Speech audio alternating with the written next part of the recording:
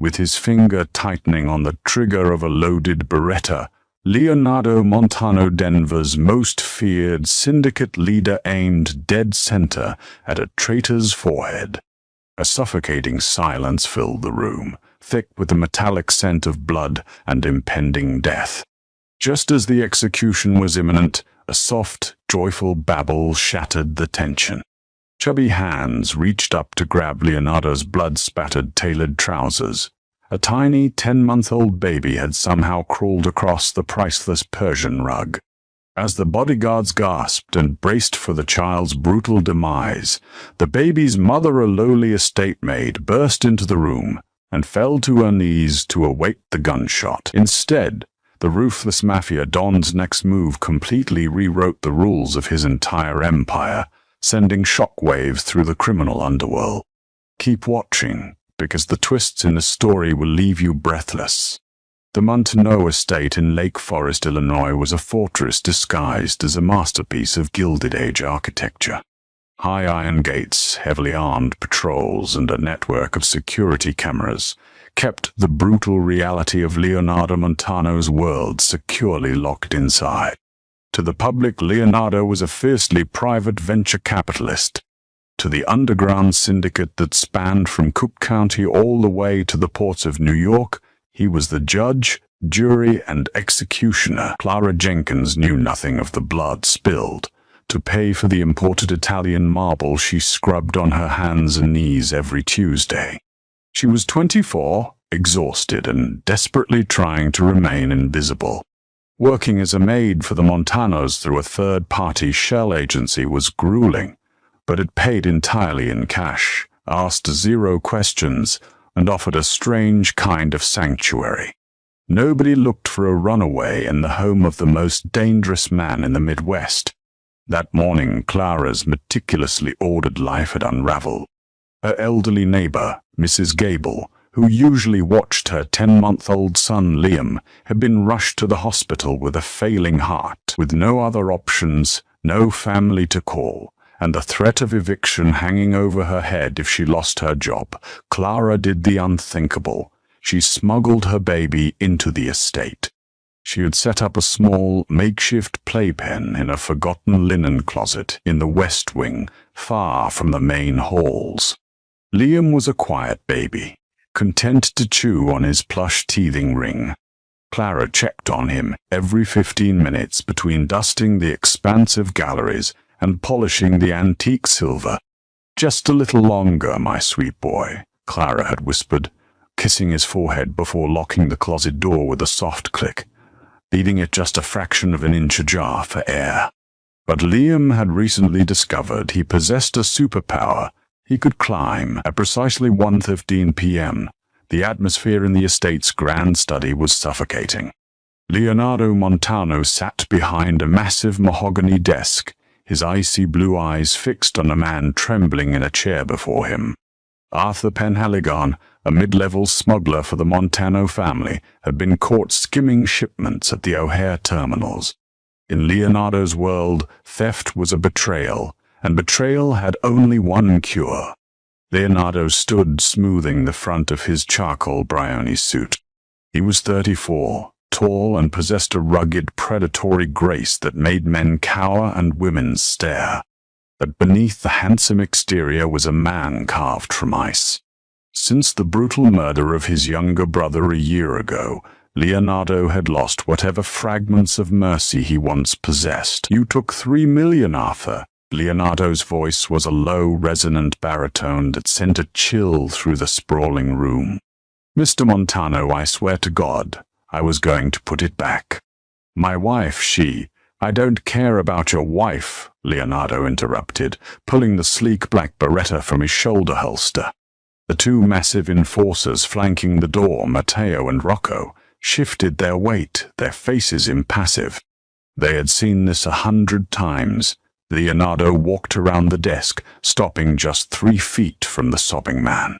He raised the weapon, aligning the sights with the center of Arthur's forehead. The silence in the room stretched thin and fragile as glass. Then the heavy oak door, which Matteo had failed to latch completely, creaked open. Nobody noticed at first. The men were entirely focused on the imminent execution. Down on the floor, unnoticed by the towering giants of the underworld, little Liam crawled over the threshold. The plush carpet muffled the sounds of his tiny knees hitting the floor. He ignored the trembling man in the chair. Instead, his bright, inquisitive eyes locked onto the shiny object in Leonardo's hand. Liam babbled a string of happy, nonsensical syllables and propelled himself forward. Leonardo's finger was a millimeter from breaking the trigger pull when he felt a sudden, sharp tug on his left pant leg. The Mafia boss froze. His eyes darted downward. There, gripping the crease of his $1,000 trousers with jam-sticky fingers, was a baby. Liam looked up at the towering, terrifying man, gave a wide, toothless grin, and smacked Leonardo's shin with a tiny, open palm. "Daba," Liam announced cheerfully. Matteo and Rocco instantly drew their weapons, pointing them down at the floor, their brains failing to process the threat level of a 30-pound infant. Arthur Penhaligon squeezed his eyes shut, sobbing harder, thinking he was hallucinating in his final moments. Before Leonardo could even blink, a terrified scream echoed from the hallway. Clara sprinted into the study, her maid's apron askew, her face drained of all color. She had realized the linen closet was empty just seconds prior. Seeing her baby at the feet of the Midwest's most ruthless killer, surrounded by drawn guns, her knees gave out. She crashed to the floor, scrambling across the carpet, throwing her body over her child, shielding Liam with her own back. "Please," Clara shrieked, her voice tearing from her throat. She looked up at Leonardo, tears streaming down her face. "Please, don't hurt him. Shoot me. Shoot me, but let him live. He doesn't know. He's just a baby. I beg you, sir. Please." The study was plunged back into a deafening silence, save for the ragged breathing of the terrified mother and the soft cooing of the baby beneath her. Time seemed to suspend itself in the grand study. Matteo's finger hovered over the trigger of his block, waiting for the nod from his boss. In the Mafia, unauthorized entry into a private execution was punishable by death, regardless of the intruder's age or status. Leonardo did not lower his gun, but his eyes narrowed, studying the hysterical woman cowering at his feet. She was wearing the standard gray uniform of the estate's cleaning staff. Her dark hair had escaped its messy bun, framing a face pale with absolute paralyzing terror. "Lower your weapons," Leonardo commanded softly. Matteo and Rocco hesitated for a fraction of a second before complying. Leonardo finally uncocked the Beretta and placed it on the edge of his desk. He looked at Arthur Penhaligon, who was staring at the scene in bewildered shock. "Get out," Leonardo said, his voice deadly calm. "If I see your face in Denver again, I will personally mail your limbs to your family in different boxes. Disappear." Arthur didn't need to be told twice. He scrambled out of the chair, nearly tripping over his own feet as he bolted from the room. Leonardo turned his attention back to the floor. Clara was still hovering over Liam, trembling violently, her eyes squeezed shut as if waiting for the bullet. "Get up," Leonardo ordered. Clara flinched, clutching her baby tighter to her chest. Liam, oblivious to the danger, squirmed in his mother's tight grip, whining in protest. "I said get up."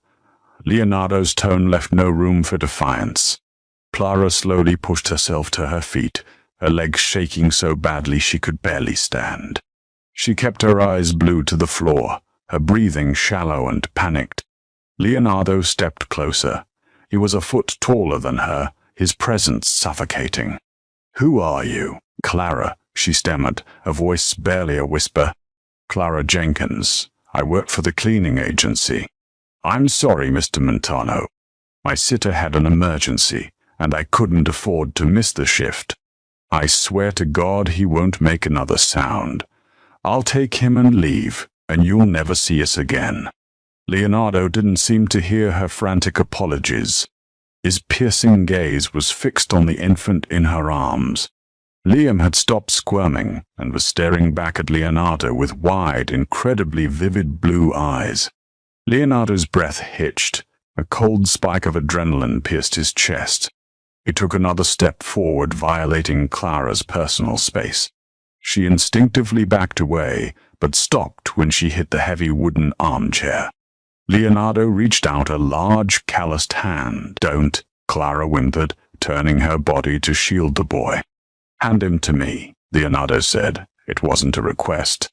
Clara looked up, meeting his eyes for the first time. She saw the absolute authority, the cold certainty that if she refused, he would simply take the child by force. With trembling arms, she slowly extended the baby toward the Mafia boss. Leonardo took Liam. He held the baby awkwardly at first, as if handling an unexploded bomb. Liam, completely unfazed by the tension, reached out and grabbed Leonardo's silk tie, pulling it toward his mouth. Leonardo stared into the baby's eyes. The shade of blue was distinct icy, rimmed with a darker, stormy indigo. It was a genetic rarity. It was the exact shade of eyes that stared back at Leonardo in the mirror. It was the exact shade of eyes his murdered brother Dominic had possessed. With a sudden, urgent movement, Leonardo turned the baby's head to the side. He pushed back the soft tufts of brown hair, curling behind Liam's left ear. There it was, a small, pale birthmark shaped exactly like a crescent moon. The air rushed out of Leonardo's lungs. He felt as though the floor had vanished beneath him. He closed his eyes, fighting a sudden wave of dizziness. Dominic had the exact same mark. He used to tease his younger brother about it when they were kids, calling him Moon Boy. Leonardo opened his eyes and looked at the terrified Maid. The pieces snapped together with horrifying clarity. Dominic had always been the soft one, the brother who tried to distance himself from the family business. Before Dominic was blown to pieces by a car bomb planted by the rival Rossetti family, he had been acting strange, secretive. He had mentioned he was seeing someone, a civilian who knew nothing about the Mafia. He had promised to introduce her to Leonardo once it was safe, but it was never safe. "You aren't Clara Jenkins," Leonardo said, his voice hollow, stripped of its usual commanding resonance. Clara swallowed hard, her eyes darting to the door. "Yes, I am." "Matteo?" Leonardo barked, not taking his eyes off Clara. "Lock the doors. Nobody enters or leaves this wing. Clear the staff." Matteo nodded sharply, ushering Rocco out and locking the heavy oak doors from the inside, leaving Leonardo, Clara, and the baby alone. "Dominic," Leonardo said the name like a prayer and a curse. "You knew Dominic." Clara gasped, clapping a hand over her mouth. The sheer terror in her eyes morphed into something entirely different, a profound, devastating grief. Tears spilled over her cheeks. "How do you know that name?" she whispered. "Because he was my brother," Leonardo said, his voice breaking for the first time in 10 years. He looked down at the boy in his arms, the baby who had Dominic's eyes. Dominic's birthmark. This is his son. Clara collapsed into the chair, burying her face in her hands, her shoulders heaving with silent sobs. The secret she had harbored, the terrifying truth she had been running from for almost a year, had finally caught up to her. "He told me to run," Clara cried into her hands. "The night he died. He called me from a burner phone. He said they were coming for him, and that if anyone found out about me, about the baby, we would be next. He told me to change my name, to hide. So you hid in my house?" Leonardo asked, the disbelief evident in his tone. "He always told me you were a monster." Clara looked up, her eyes flashing with a desperate protective fire. "He said you were ruthless. I thought the last place the people who killed him would look for us was right under your nose. Working as a nobody. I didn't know the Rossettis were the ones who killed him until it was too late. I just knew we had to disappear. Leonardo stood frozen, holding the last piece of his brother left in the world. He had spent the last 12 months tearing Denver apart, painting the streets red in his quest for vengeance against the Rossettis.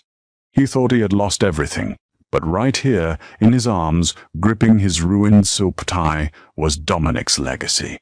His blood. Leonardo Montano's eyes hardened. The shock slowly gave way to a fierce territorial instinct that burned through his veins like wildfire. Matteo. Leonardo roared toward the heavy doors. The doors swung open immediately. "Cancel all meetings," Leonardo ordered, handing the baby back to a stunned Clara. "Have the East Wing prepared, the master suite next to mine." "Boss," Matteo asked, confused. The East Wing was strictly family. Nobody had lived there since Leonardo's parents passed. "She is no longer a maid," Leonardo declared, his eyes locking onto Clara with a terrifying intensity. "She is family, and the boys are Montano. From this moment on, they do not leave my sight." Within an hour, Clara's life underwent a violent, disorienting metamorphosis. She was stripped of her grey maid's uniform and ushered by two tight-lipped female staff members into the East Wing of the estate. The contrast was staggering. While the servants' quarters were cramped and smelled of bleach, the East Wing was an opulent display of old-world wealth. She was guided into a sprawling master suite bathed in natural light, overlooking the private gardens. A massive four-poster bed dominated the room, and adjacent to it, staff were hurriedly assembling a top-of-the-line mahogany crib that looked like it had been purchased just minutes ago. Clara sat on the edge of the velvet chaise lounge, clutching Liam tightly to her chest. Her mind was reeling. Dominic's brother. She had spent nearly a year scrubbing floors in this house, terrified of the master of the estate, unaware that the ruthless Leonardo Montano was Liam's uncle. Dominic had rarely spoken of Leonardo, only describing him as a man consumed by the shadows of their father's legacy, a man to be avoided at all costs. The double doors opened and Leonardo walked in. He had discarded his suit jacket and rolled up the sleeves of his crisp white shirt, revealing heavily tattooed forearms. The ink was aggressive, intertwining vines, skulls, and a large, prominent crest of the Montano family. Clara instinctively curled herself around Liam. Leonardo stopped a few feet away, noticing her reaction. He crossed his arms, his posture rigid. "You have nothing to fear from me. You are the mother of my nephew. In our world, that makes you untouchable." "I don't want to be in your world," Clara said, her voice trembling but laced with a sudden desperate defiance. Dominic wanted out. He wanted to take us away from all of this. Away from the guns, the blood, the mafia. He was trying to leave when they killed him. Leonardo's jaw clenched. The mention of Dominic's death still felt like a physical blow. He was a fool to think he could just walk away. The Rossettis didn't care that he wanted a civilian life. They only saw a Montano. They saw a weakness to exploit to get to me. And now you want to trap us here? Clara stood up, holding Liam securely on her hip. You think putting us in a fancy room makes this okay? You're a criminal. You execute people in your study. I won't let my son grow up around a monster. The insult hung in the air. Matteo, who had stepped into the room behind Leonardo, bristled, reaching instinctively for his lapel. No one spoke to the Don like that, and kept their tongue. But Leonardo raised a hand, stopping his consigliere. He took a slow, deliberate step toward Clara, his icy blue eyes bored into hers. "You think you have a choice, Clara?" he asked, his voice a low, dangerous purr. "You think you can just pack a bag and walk out those gates? The Rossetti family has eyes everywhere. If they find out Dominic left an heir, a male heir, they won't stop until this boy is in the ground. They will hunt you to the ends of the earth. I am the only reason you two are still breathing." Clara swallowed hard, tears welling in her eyes. She knew he was right. She had lived the last year in paralyzing fear, jumping at shadows, terrified that every knock on her cheap apartment door before she moved into the staff quarters was a hitman. "So what?" she whispered, a tear slipping down her cheek. "We're just prisoners? Birds in a golden cage?" Leonardo's gaze dropped to Liam. The baby was staring at his uncle, completely mesmerized by the intricate tattoos on Leonardo's arms. Liam reached out a chubby hand, making a grabbing motion toward the dark ink. For a fleeting second, the impenetrable ice in Leonardo's eyes cracked. A look of profound, agonizing sadness flashed across his face, so quickly Clara thought she might have imagined it. He reached out and gently let Liam's tiny fingers wrap around his large, calloused thumb. "You are not prisoners," Leonardo said softly, his voice losing its harsh edge. "You are protected. I failed my brother. I didn't see the threat coming. I will not fail his son. He will be raised as a king. He will have everything Dominic was denied." "He needs a normal life," Clara argued, though the fight was leaving her body, replaced by a bone-deep exhaustion. "He needs parks, and other children, and a father." He has me," Leonardo stated flatly, pulling his thumb from the baby's grasp and stepping back. The wall of ice was back in place. "Matteo will arrange a new wardrobe for you. You will dine with me tonight at 8. We have much to discuss." With that, Leonardo turned and swept out of the room, leaving Clara alone in the opulent suite. The transition from invisible servant to the most protected woman in Denver was immediate and absolute. As the days bled into a week, Clara found herself living a surreal existence. She was treated with reverent fear by the very staff she used to take lunch breaks with. Rosa, the head housekeeper, who had once berated Clara for missing a spot on the chandelier, now bowed her head whenever Clara walked past. Leonardo was a phantom during the day, consumed by his brutal war against the Rossettis. But every evening at 8, without fail, he expected Clara and Liam in the formal dining room. The dinners were tense, quiet affairs. Leonardo would sit at the head of the impossibly long table, asking brief, clipped questions about Liam's day. What did he eat? Was the pediatrician satisfactory? Did the new tutors for his early development arrive on time? Clara answered him politely, keeping her walls high. She hated the man sitting across from her. She hated what he represented. Yet she couldn't ignore the way Leonardo looked at her son. Whenever Liam babbled or threw his pureed carrots across the table, Leonardo didn't yell. He would simply watch the boy, a strange, quiet reverence in his eyes, as if looking at a ghost. But the bubble of safety Leonardo promised was an illusion. In the criminal underworld, secrets are currency, and no secret stays buried forever. It happened on the 8th day. Clara had laid Liam down for his afternoon nap. She walked out to the private balcony adjoining her suite, seeking a moment of fresh air. When she returned to the bedroom, the temperature in the room seemed to have dropped by 10 degrees. She turned toward the massive 4-poster bed. Laying perfectly centered on the pristine white duvet, stark and terrifying, was a single black rose. Its thorns had been meticulously stripped, save for one, which pinned a small cream-colored card to the fabric. Clara's heart seized in her chest. She sprinted to the bed, her hands shaking as she pulled the card free. It bore only 3 handwritten words, penned in elegant, blood-red ink. "We know now." A scream tore from Clara's throat, shattering the silence of the East Wing. Within seconds, heavy footsteps thundered down the hallway. Leonardo burst into the room, a gun already drawn, his eyes scanning for targets. He found Clara backed against the crib, shielding the sleeping baby with her body, pointing a trembling finger at the bed.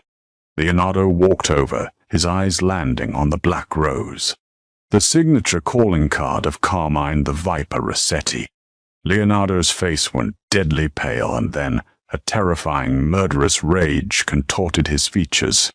The sanctuary was breached. There was a rat in his house. The war hadn't just escalated, it had crossed his threshold. "Matteo!" Leonardo roared, a sound so primal it made the glass in the windows vibrate. He turned to Clara, grabbing her by the shoulders, pulling her away from the crib. "Pack a bag, only the essentials. 5 minutes. Where are we going?"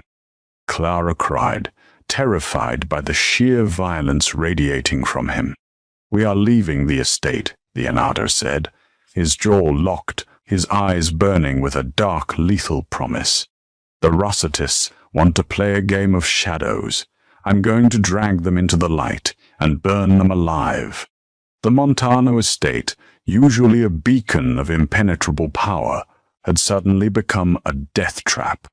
Leonardo did not wait for Clara to pack. He grabbed a pre-packed tactical duffel bag from his personal armory, slung it over his shoulder, and practically dragged Clara, who was clutching a terrified Liam, down a hidden spiral staircase located behind the Grand Library's bookshelves. "Keep your head down and do not make a sound," Leonardo ordered, his voice echoing off the damp stone walls of the subterranean tunnel. This passage had been built during the Prohibition era, a relic of the old Denver outfits leading far beyond the estate's perimeter. Clara stumbled in the dim lighting, her breath coming in ragged gasps. Liam began to whimper, sensing the sheer panic radiating from his mother. "Shh, baby, it's okay," Clara whispered frantically, kissing the top of his head. "Mommy's got you." They emerged half a mile away in an abandoned municipal maintenance garage just off Route 41. A heavily armored, matte black Chevrolet Suburban sat idling in the shadows. Matteo was already behind the wheel, his face pale and slick with sweat. Beside him in the passenger seat was Rocco, clutching a customized AR-15, his eyes scanning the dark street. Leonardo shoved Clara into the back seat and climbed in beside her, slamming the heavy reinforced door shut. "Drive. Take Lower Wacker, lose any tails, then head for the Galena property under Jonathan Carmichael's name. Nobody knows about that deed, not even the accountants." The SUV surged forward, its massive engine roaring as it merged onto the desolate highway. The silence inside the vehicle was suffocating, broken only by the hum of the tires and Liam's distressed cries. Clara rocked the baby, tears of sheer terror streaming down her face. She was back in the nightmare. Dominic had died trying to escape this exact paranoia, and now her son was trapped in it. "He won't settle," Clara choked out, trying to bounce Liam on her knee. "He's terrified." Leonardo turned his head, watching the mother and child in the dim glow of the passing streetlights. His jaw was clenched so tight a muscle ticked in his cheek. He reached out his massive, tattooed hand, hovering over Clara's trembling arms.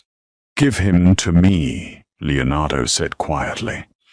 Clara looked at him, her eyes wide with distrust. "No, Clara." "He can feel your panic," Leonardo said, his voice uncharacteristically gentle, a stark contrast to the ruthless killer she knew him to be. "Let me." Reluctantly, her arms aching from the tension, Clara surrendered the crying baby. Leonardo settled Liam against his broad chest. The Mafia boss, a man who commanded legions of armed men and ordered executions without blinking, began to hum a low, rhythmic Italian lullaby. It was a song his own mother had sung to him and Dominic decades ago. Liam's cries hitched.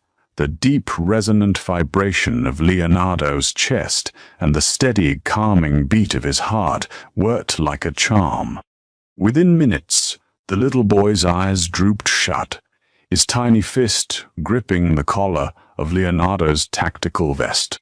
Clara stared at them, entirely dumbfounded. The terrifying Don of the Denver Syndicate was cradling her son with an ancient, fierce tenderness. "How did they get in?" Leonardo asked Matteo, his eyes never leaving Liam's sleeping face. His voice was deathly quiet, which Clara had quickly learned was far more dangerous than when he shouted. "I don't know, boss," Matteo replied, his eyes darting to the rear-view mirror.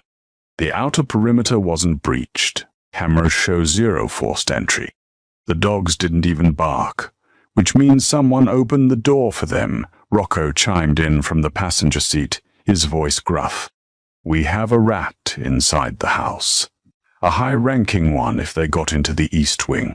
Leonardo's icy blue eyes lifted, locking onto Rocco's reflection in the mirror. "No one outside my inner circle has the clearance codes for the East Wing. Just me, Matteo, and you.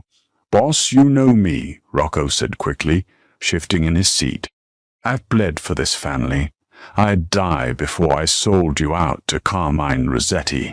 "Someone sold me out," Leonardo said, the lethal edge returning to his voice. "And when I find out who it is, I will skin them alive, inch by inch, while they watch." Clara shuddered, pulling her cardigan tighter around herself. She was trapped in an armored metal box with killers, fleeing into the dead of night. But as she looked at Leonardo, fiercely protecting the sleeping child against his chest, a confusing, undeniable truth settled over her. For all his monstrous qualities, Leonardo Montano was the only shield standing between her son and a shallow grave. The safe house in Galena was a sprawling modern fortress constructed of glass, steel, and stone, hidden deep within a heavily wooded 200-acre private reserve. Owned on paper by a legitimate real estate tycoon, Jonathan Carmichael, it was a ghost property, completely off the syndicate's official ledgers. They arrived at 3 in the morning. The air was biting cold. Leonardo carried Liam inside, refusing to hand him back to Clara until they were safely within the reinforced walls. "Sweep the perimeter," Leonardo ordered Matteo and Rocco. "Activate the thermal sensors and lock the blast shutters. We wait here until Harrison Caldwell, my attorney, traces the Carmichael dummy accounts to see if anyone has been probing our financials. If the Rossettis found the estate, I need to know if they found this place too." Clara took Liam from Leonardo, retreating to a large leather sofa in the center of the expansive living room. The sheer exhaustion of the last few hours crashed down on her. She watched Leonardo pace the floor, a sleek black phone pressed to his ear, barking orders in rapid-fire Italian to his lieutenants back in the city. Despite the terror, Clara couldn't help but notice the sheer magnetism of the man. Leonardo was a force of nature, operating on pure adrenaline and calculated aggression. He was so different from Dominic. Dominic had been gentle, artistic, and desperate to flee. Leonardo was carved from the very violence his brother hated, yet he wielded it to protect them. An hour passed. The silence of the isolated woods was absolute. Matteo entered the room, pouring 2 glasses of scotch and handing one to Leonardo. "Sensors are green, boss," Matteo said, taking a sip. "We're a ghost. Nobody followed us." Leonardo nodded, staring into the amber liquid. "First light, I'm calling in the secondary strike teams. We hit Carmine's shipping warehouses at the docks. I want his empire crippled by noon." Suddenly, Rocco stepped into the living room from the kitchen corridor. He wasn't holding his AR-15 anymore. Instead, he had his sidearm drawn, and the barrel was pointed directly at Matteo's back. "Drop the glass, boss," Rocco said. His voice was shaking, but his grip on the gun was steady. Leonardo froze. The silence in the room stretched heavy and lethal. Clara gasped, instinctively throwing her body over Liam, who was sleeping on the cushions beside her. "Rocco," Leonardo said, his voice a low, warning growl. "What are you doing?" "I'm sorry, Leo," Rocco sneered, taking a step forward. "But the war is over. Carmine made me an offer I couldn't refuse. 5 million in offshore accounts, and the territory south of the river. All I had to do was leave the East Wing balcony door unlocked. You planted the rose, Clara whispered in horror. I was supposed to do the hit myself right then, Rocco admitted, his eyes flicking to Clara. But the boss walked in too fast, so I texted Carmine the coordinates to this place on the drive over. His strike team is outside right now. They bypassed the thermals. As if on cue, the heavy steel-reinforced front door groaned under the impact of a massive battering ram. The blast shutters on the windows rattled violently. They're coming for the boy, Leo, Rocco said, sweat dripping down his face. Give me the kid, and Carmine said he'll let you walk away. A clean abdication. Leonardo didn't look at the door. He didn't look at Clara. His icy blue eyes were locked onto the man he had trusted for 10 years. You think Carmine leaves loose ends? Leonardo said, his voice entirely devoid of fear. He'll kill you the second you hand the boy over. I'll take my chances.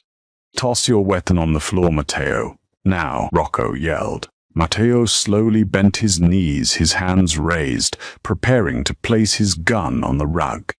But in that split second of distraction, Clara saw her opening. She wasn't a mafia soldier. She was a mother fighting for her child's life. Clara grabbed the heavy, solid crystal decanter of scotch from the coffee table next to her. With a primal scream, she hurled it with all her strength directly at Rocco's head. The heavy crystal smashed into the side of Rocco's skull with a sickening crack. He stumbled, his gun firing wildly into the ceiling as he fell. Leonardo moved with terrifying speed. Before Rocco could hit the floor, Leonardo closed the distance, kicking the gun from his hand and driving a brutal, incapacitating blow into Rocco's throat. The front door exploded inward with a deafening crash. 4 heavily armed men in black tactical gear flooded into the foyer. Get down! Leonardo roared to Clara, drawing his Beretta and firing in the same fluid motion. The living room erupted into a war zone. The deafening roar of gunfire shattered the expensive art and glass fixtures. Matteo dove behind the kitchen island, returning fire with his block. Leonardo stood his ground in front of Clara and Liam, a human shield made of tailored clothes and lethal precision. He dropped the first 2 intruders with single, flawless shots to the head. But there were too many. A bullet grazed Leonardo's shoulder, tearing through his shirt and sending a spray of blood into the air. He didn't even flinch, dropping a 3rd man before his gun clicked empty. The 4th attacker raised his assault rifle, aiming squarely at Leonardo's chest. Clara didn't think. She acted on pure instinct. She snatched Rocco's dropped weapon from the rug. She had never fired a gun in her life, but Dominic had forced her to learn how to hold one. She aimed with shaking hands, squeezed her eyes shut, and pulled the trigger. The recoil threw her backward, but the bullet found its mark. The 4th attacker crumpled to the floor, dead. Silence descended on the ruined safe house, ringing in their ears. Clara lay on the floor, gasping for air, the gun slipping from her numb fingers. Liam was crying hysterically beneath the sofa where she had shoved him. Leonardo stood amidst the carnage, blood soaking the left side of his shirt. He looked at the dead men, then at Rocco, who was groaning on the floor. Finally he turned his gaze to Clara. The terrified, fragile maid was gone. In her place was a woman who had just killed a man to save him. Leonardo walked over, ignoring his bleeding shoulder, and knelt beside her. He reached out, gently wiping a streak of soot and blood from Clara's cheek. The air between them crackled with an intense, undeniable electricity. It was no longer just about duty to his brother. A profound, consuming respect and a dark, possessive affection took root in Leonardo's heart. "You saved my life," Leonardo murmured, his voice thick with an emotion he had never allowed himself to feel. Clara looked up into his icy blue eyes, her breathing heavy. "Nobody touches my son," she whispered fiercely, "not even the devil himself." Leonardo offered her a blood-stained hand, Then it's time to show the devil what happens when he comes to our house. We're taking the fight to Carmine Rossetti. The dawn broke over Galena, casting a harsh, unforgiving light on the ruined living room. The bodies of the hitmen lay where they had fallen, a grim testament to the violence of the night. Rocco, securely bound to a structural pillar in the basement, awaited Leonardo's judgment. Leonardo sat heavily on the leather sofa, wincing as Clara tightened a pressure bandage over the bullet graze on his shoulder. Matteo was on the phone, organizing an immediate evacuation and mobilizing the entire Montano syndicate for open warfare. "Hold still," Clara murmured, securing the medical tape. Her hands were surprisingly steady, a sharp contrast to the terrified Maid she had been 24 hours ago. Adrenaline and maternal instinct had forged her into something harder. Leonardo looked at her, his icy blue eyes studying the determined set of her jaw. "You handled yourself well," he rasped, his voice low. "I did what I had to do," Clara replied, her gaze meeting his. "Dominic always said you were the ruthless one, Leonardo. But he also said you were fiercely loyal to your own blood. We are your blood now. I need to know you are going to end this, so my son never has to look over his shoulder again." The raw honesty in her voice struck a chord deep within him. Leonardo reached up with his good arm, his rough hand gently tracing the line of her jaw. It was a starkly intimate gesture amidst the carnage. "I swear it on my father's grave, Clara.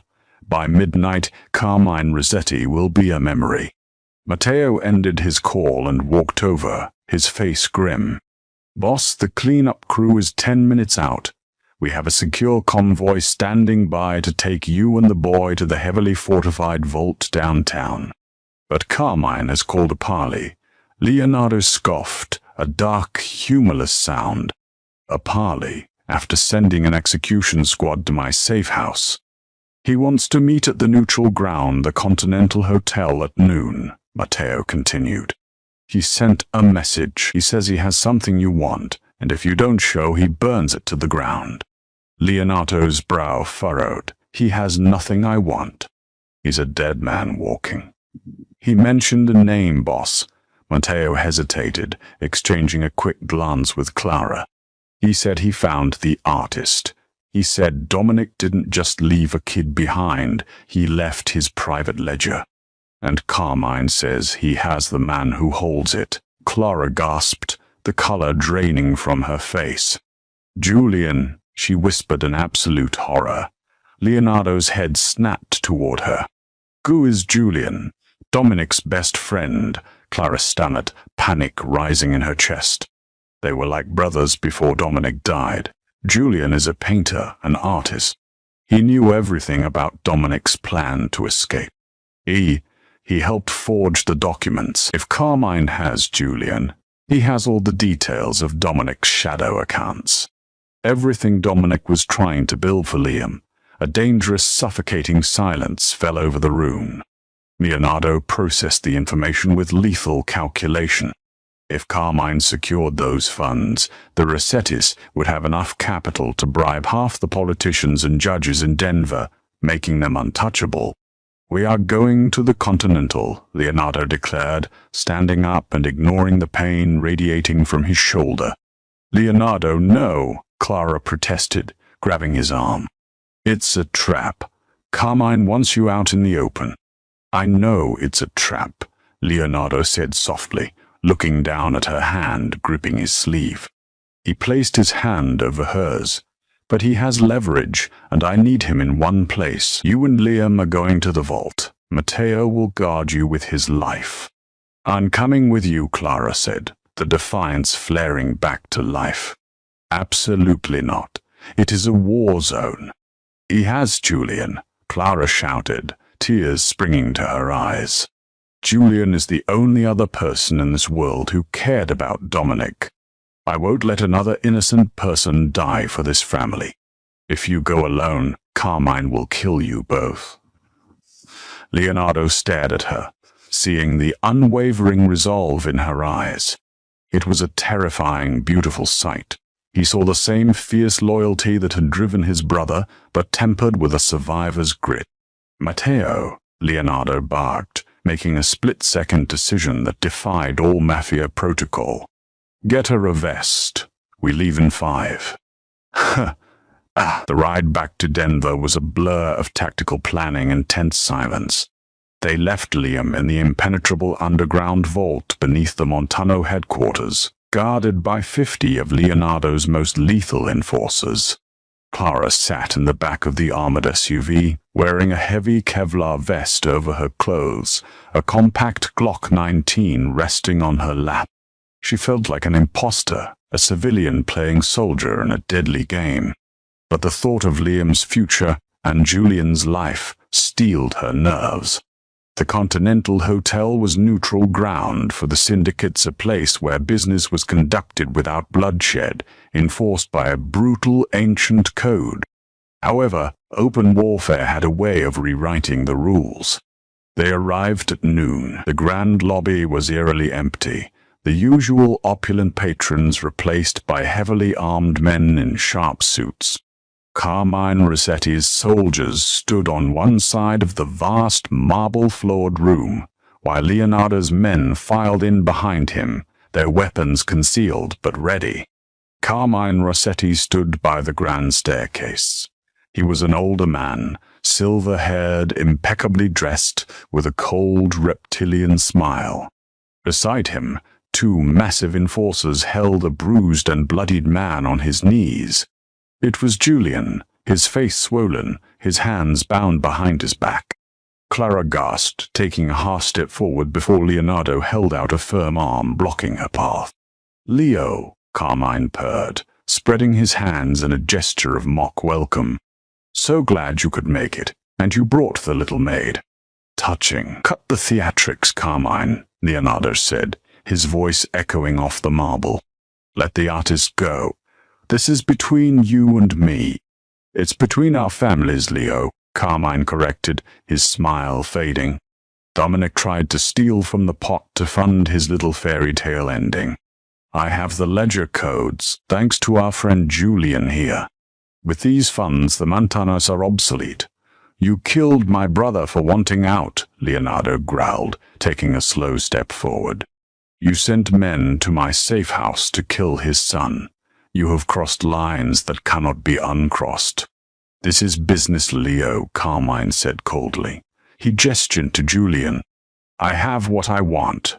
Surrender your territory south of the river, and I let you all walk out of here alive. If not, the artist dies, and my men will hunt you down until the Montano name is extinct." Leonardo stopped. He looked at Carmine, then at Julian, and finally, he looked back at Clara. The connection that passed between them was silent but profound. A shared understanding of what needed to be done. "You're right, Carmine," Leonardo said, his voice dangerously soft. "This is business." Leonardo raised his hand and snapped his fingers. The chaos was instantaneous. It wasn't Leonardo's men who fired first. From the balconies overlooking the lobby, a hail of suppressive gunfire rained down on the Rossetti soldiers. Matteo had anticipated the trap and had stationed snipers on the adjacent rooftops, shooting through the hotel's massive skylights. The lobby erupted into a deafening cacophony of shattered glass, screaming, and rapid gunfire. Carmine's men scrambled for cover, entirely caught off guard. "Get down!" Leonardo yelled, grabbing Clara and pulling her behind a massive marble pillar as bullets chipped the stone around them. "Julian!" Clara screamed over the noise, pointing toward the staircase. In the confusion, Julian's guards had dropped him to return fire. The artist was desperately trying to crawl away toward the hotel bar. "Stay here," Leonardo commanded Clara. He drew his Beretta and broke cover, sprinting across the open floor, laying down precise lethal fire as he moved. Clara watched, terrified, as Leonardo moved like an apex predator through the chaos. He dropped 2 Rossetti soldiers, blocking his path, and reached Julian, hauling the injured man to his feet and shoving him toward the safety of the bar area. But as Leonardo turned back toward Clara, Carmine Rossetti emerged from behind the sweeping staircase, a custom-engraved 1911 pistol aimed directly at Leonardo's back. "Leonardo, behind you!" Clara screamed, her voice tearing her throat. Leonardo spun around, but he was a fraction of a second too late. Carmine fired. The bullet struck Leonardo high in the chest, just above the Kevlar vest. The impact threw him backward, crashing onto the marble floor. "No!" Clara shrieked. Pure, unadulterated rage flooded her system, eclipsing all fear. She didn't hide. She didn't cower. She raised the Glock 19 from her lap, stepped out from behind the pillar, and aimed directly at Carmine Rossetti. Carmine turned, a cruel smile forming on his lips as he saw the trembling woman pointing a gun at him. "Little girl, you don't have the..." Clara pulled the trigger. Not once, but 3 times, the shots echoed with terrifying finality. Carmine's eyes widened in shock as the bullets tore through his chest. He staggered backward, his gun clattering to the floor before collapsing dead onto the pristine marble. The silence that followed was absolute. The remaining Rossetti soldiers, seeing their Don dead on the floor, threw down their weapons and surrendered. The war was over. Clara dropped the gun, her hands shaking violently, and sprinted to Leonardo. He was lying on his back, gasping for air, blood pooling on his white shirt. "Leonardo, stay with me, please," Clara sobbed, pressing her hands frantically against the wound, trying to staunch the bleeding. "Don't you dare die on me. We need you." "Leon needs you." Leonardo looked up at her, a weak, blood-stained smile touching his lips. He reached up, his trembling hand cupping her cheek. "I told you, nobody touches my family." His eyes rolled back, and Leonardo Montano, the most feared man in Denver, lost consciousness. The sterile smell of the private hospital wing was a stark contrast to the scent of blood and gunpowder that had consumed Clara's life for the past 48 hours. She sat in an uncomfortable plastic chair next to the bed, holding Leonardo's hand tightly in hers. It had been a brutal surgery. The bullet had missed his heart by millimeters. But Leonardo was strong, carved from a relentless survival instinct. As the heart monitor beeped a steady rhythm in the quiet room, Clara finally let out a breath she felt she had been holding for days. Beside her, in a portable bassinet brought in by the nurses, Liam slept peacefully, completely unaware of the empire that had just been rebuilt in his name. The door opened softly and Matteo walked in, looking exhausted but victorious. "The streets are quiet, Clara. With Carmine gone, the Rossetti capos have surrendered. They are offering full capitulation. The city is ours." Clara looked at the sleeping Don. "Not mine, Matteo. His." A low, raspy voice broke the silence. "Ours," Clara gasped, jumping up as Leonardo's icy blue eyes fluttered open. He looked weak, pale, but the commanding presence was already returning. He squeezed her hand, surprising strength in his grip. "You shot him," Leonardo murmured, a ghost of a smirk on his lips. "You killed the head of the Rossetti family." "I did what I had to do," Clara repeated, a tear slipping down her cheek. "To protect my family." Leonardo's gaze softened, a profound tenderness replacing the usual ice. He slowly turned his head to look at the bassinet, where Liam was beginning to stir, babbling softly in his sleep. "The war is over, Clara," Leonardo said, his voice steady despite the pain. "Dominic's ledger is secure. The threat is gone. You don't have to run anymore. You don't have to hide in closets or scrub floors." Clara looked down at him, the reality of her new life crashing over her. She was no longer just Clara Jenkins, the terrified maid. She was the mother of the Montano heir, the woman who had saved the Don's life. She had earned her place in this violent, complex world, not by blood, but by fire. "I'm not running," Clara said, her voice filled with a quiet, unshakable strength. She reached out and gently brushed a strand of dark hair from Leonardo's forehead. "We are staying right here." Leonardo's smile deepened. He pulled her hand to his lips, kissing her knuckles with a fierce, possessive reverence. 6 months later, the Montano estate in Lake Forest was no longer just a fortress. It was a home. The heavy gloom that had hung over the property since Dominic's death had lifted. The grand study, once a place of executions and fear, had been transformed. The large mahogany desk remained, but the corner was now occupied by a sprawling playpen filled with brightly colored toys. Leonardo Montano sat in his leather chair, reviewing shipping manifests, his tailored suit jacket draped over the back. He looked up as the heavy oak doors opened. Clara walked in, radiant in a simple silk dress, carrying a newly walking Liam on her hip. Liam immediately squirmed to be put down. The moment his feet hit the floor, the toddler practically sprinted across the Persian rug, making a beeline for the massive desk. "Dabba!" Liam squealed happily. Leonardo immediately pushed the $1 million contracts aside, a genuine warm smile breaking across his rugged face. He scooped the toddler up, tossing him gently into the air before settling Liam on his lap. Clara leaned against the doorframe, watching the most dangerous man in Denver happily play peekaboo with his nephew. The world outside these gates was still treacherous, filled with shadows and enemies. But inside, they had built a sanctuary. Leonardo looked up, catching Clara's eye. The connection between them had deepened into something powerful and undeniable, a partnership, forged in survival and solidified by love. The baby who had crawled into a room of death had rewritten the destiny of an entire empire, turning a ruthless killer into a protector, and a terrified maid into a queen. And that is the incredible, heart-stopping story of how a single moment can change the fate of an entire criminal empire. From a terrified maid hiding in the shadows, to the fierce protector of the Montano legacy, Clara proved that a mother's love is deadlier than any mafia hitman. If you love the twists, the drama, and that explosive finale, smash that like button right now.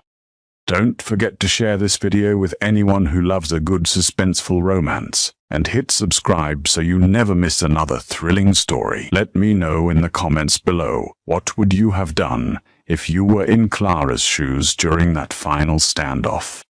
See you in the next video.